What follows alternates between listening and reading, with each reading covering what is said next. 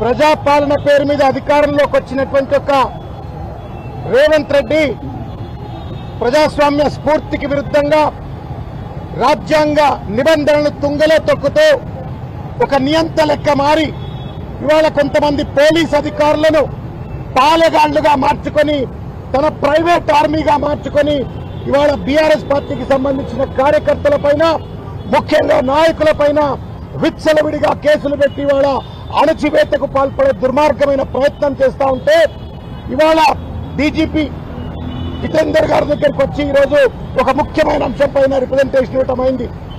మిత్రులారా, తెలంగాణ సమాజం అంతా కూడా తెలుసుకోవాల్సిన ఒక ముఖ్యమైన అంశం ఇవాళ 7 సంవత్సరాలు శాసనసభ్యుడిగా పనిచేసి వివిధ శాఖలకు మంత్రిగా పనిచేసి మనసున్న మనిషిగా ఆపదలో ఉన్న వాళ్లకు అందుబాటులో ఉండేటువంటి ఒక నాయకుడిగా పేరున్నటువంటి ఒక హరీష్ రావు గారి పైన టెలిఫోన్ ట్యాపింగ్ చేస్తున్నాడు అని చెప్పని ఒక ఊరు పేరు లేనటువంటి ఒక habitual offender number of criminal cases ఉన్నటువంటి ఒక వ్యక్తి ఇచ్చిన కంప్లైంట్ ఆధారంగా రేవంత్ రెడ్డి ఆ కంప్లైంట్ ను శిఖండి లెక్క వాడుకొని వాళ్ళ హరీష్ రావు గారిని ఫోన్ ట్యాపింగ్ కేసులో జైల్లో పెట్టాలని చెప్పని ఒక కుట్రపూరితమైన ప్రయత్నం చేస్తా ఉండు.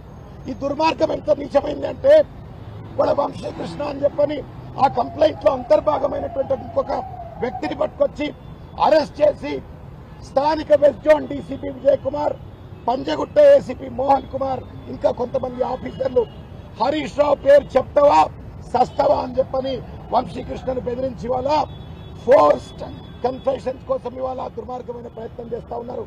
చట్టానికి వ్యతిరేకం, సిఆర్పీసీకి వ్యతిరేకం, భారత రాజ్యాంగ స్ఫూర్తికి వ్యతిరేకమైనటువంటి ఒక చర్యలకు పాల్పడుతూ ఇవాళ ఏ రకంగానైనా సరే అడ్డమైన దారిలో హరీష్ రావు గారిని నిర్బంధించాలనే ప్రయత్నం చేస్తా ఉన్నారు. మిత్రులారా, గత సంవత్సరన్నర కాలంగా చూసినట్టయితే అనేక పర్యాయాలు కేసీఆర్ గారిపైన, కేటీఆర్ గారిపైన, కవిత గారిపైన, ముఖ్యంగా హరీష్ రావు గారిపైన అనేక మార్లు దాడులు చేసే ప్రయత్నం చేసిండ్రు. ఖమ్మంలో దాడులు చేస్తే కేసు పెట్టమంటే ఉల్టా వల్ల హరీష్ రావు గారిపైన కేసు పెట్టి నిర్బంధానికి గురి చేసే ప్రయత్నం చేసిండ్రు. ఇవాళ చక్రధర్ అనేటువంటి ఒక ఊరు పేరు లేని వ్యక్తి కంప్లైంట్ ఇస్తే ఆ కంప్లైంట్ ఆధారంగా ఫోన్ ట్యాపింగ్ హరీష్ రావు చేసిండ్రు అని చెప్పని అతన్ని వాళ్ళ జైల్లో పెట్టాలని ప్రయత్నం చేస్తా ఉన్నారు. సాక్షులను బెదిరించి అదిరించి చట్టాన్ని గుప్పెట్లో పెట్టుకుని రేవంత్ రెడ్డి చేతిలో కీలు బొమ్మలుగా మారిన కొంతమంది పోలీస్ అధికారులు ఇవాళ దుర్మార్గమైన రీతిలో వ్యవహరిస్తా ఉన్నారు. మేము ఒకటే విజ్ఞప్తి చేశాం జితేందర్ గారికి, పార్టీలు ఉంటాయి పోతాయి, అధికారం ఉంటది పోతుంది, కానీ custodians of the constitution police are permanent.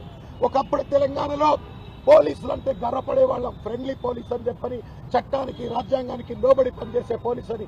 కానీ ఇవాళ రేవంత్ రెడ్డికి ఇవాళ ప్రైవేట్ ఆర్మీ లెక్క పనిచేస్తున్న పరిస్థితి చూస్తా ఉన్నాం. రేవంత్ రెడ్డి చెప్పు చేతుల్లో పనిచేస్తూ ఇవాళ ప్రతిపక్ష పార్టీ నాయకుల గొంతుల్లోకే ప్రయత్నం చేస్తా ఉన్నారు. సామాజిక మాధ్యమకారులపైన, ప్రతిపక్ష పార్టీ నాయకులపైన, ముఖ్యంగా కేటీఆర్, హరీష్ రావు గారు లాంటి వాళ్ళపైన కేసులు పెట్టి వాళ్ళ అణచివేత ప్రయత్నం చేస్తా ఉన్నారు. రేవంత్ రెడ్డి ఒకటే విషయం గుర్తుపెట్టుకోవాలా, ఎంతెంత అయితే అణచివేతకు పాల్పడతాడో అంతకు ఉవ్వెత్తున ఇవాళ బీఆర్ఎస్ పార్టీ ఎగిసిపడుతుంది.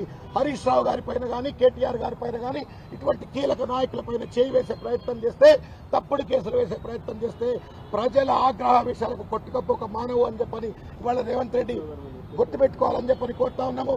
ముఖ్యంగా పోలీస్ అధికారులను, అయ్యా మీకు జీతం ఇచ్చేది రేవంత్ రెడ్డి కాదు, మీకు మీ నెత్తిన టోపీ పెట్టింది రేవంత్ రెడ్డి కాదు. రేపు పొద్దుగాల మీరు ఇట్లే వ్యవహరిస్తే మేము డిఓపీటీకి పోతాం, డిపార్ట్మెంట్ ఆఫ్ పర్సనల్ ట్రైనింగ్ పోతాం, నేషనల్ హ్యూమన్ రైట్స్ కమిషన్ దగ్గర పోతాం, ఉన్న టోపీలు మీ బెల్టులు కూడా ఊడిపోతాయి ఇట్లే కనుక వ్యవహరించినట్టయితే. ఈ రకంగా రాజ్యాంగానికి వ్యతిరేకంగా వ్యవహరించినట్టయితే మీకున్నటువంటి ఒక విస్తృస్థాయి అధికారాలను దుర్వినియోగం చేసే ప్రయత్నం చేస్తే మీ టోపీలు పోతాయి, మీ బెల్టులు పోతాయి, మీ ఉద్యోగాలు పోతాయి అనే విషయాన్ని దయచేసి గుర్తుపెట్టుకోవాలని చెప్పి తెలియజేస్తా ఉన్నాం. చూస్తా ఉన్నాం పక్క రాష్ట్రాల్లో ఎవరైతే అధికారులు విచ్చలవిడిగా వ్యవహరిస్తే వాళ్ళు ఇవాళ ఉద్యోగాలు కోల్పోయి బయట ఉన్న పరిస్థితి చూస్తా ఉన్నారు. మీరు కూడా అటువంటి ఒక పరిణామాన్ని ఎదుర్కొంటారా మీరు తేల్చుకోవాలని చెప్పని సందర్భంగా తెలియజేస్తా ఉన్నారు.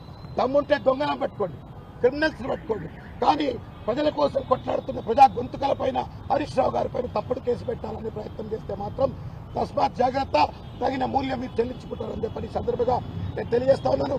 హైకోర్టు ఈ కేసులో స్పష్టంగా చెప్పింది, ఇది తప్పుడు కేసు, ఈ మొత్తం కూడా ఒక తప్పుడు కేసు, దీని మొత్తం ఇన్వెస్టిగేషన్ ఆపేయాలని చెప్పిన తర్వాత కూడా పోలీసులు రేవంత్ రెడ్డికి తొత్తులు లెక్క వ్యవహరిస్తూ వ్యతిరేక పాల్పడటం నేరం. డీజీపీ గారు సానుకూలంగా స్పందించినారు.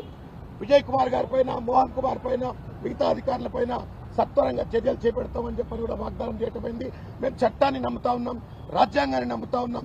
ఒకవేళ ఇక్కడ మాకు న్యాయం లభించకపోతే ఈ డీజీపీ దగ్గర మేము తప్పనిసరిగా గవర్నర్ దగ్గరికి వెళ్తాం, మేము తప్పనిసరిగా ఢిల్లీలో డిఓపీటీ దగ్గరికి వెళ్తాం, నేషనల్ హ్యూమన్ రైట్స్ కమిషన్ దగ్గరికి వెళ్తాం. కానీ అన్యాయాన్ని మాత్రం సాధించమని చెప్పని హెచ్చరికలు అనిపిస్తా ఉన్నాం.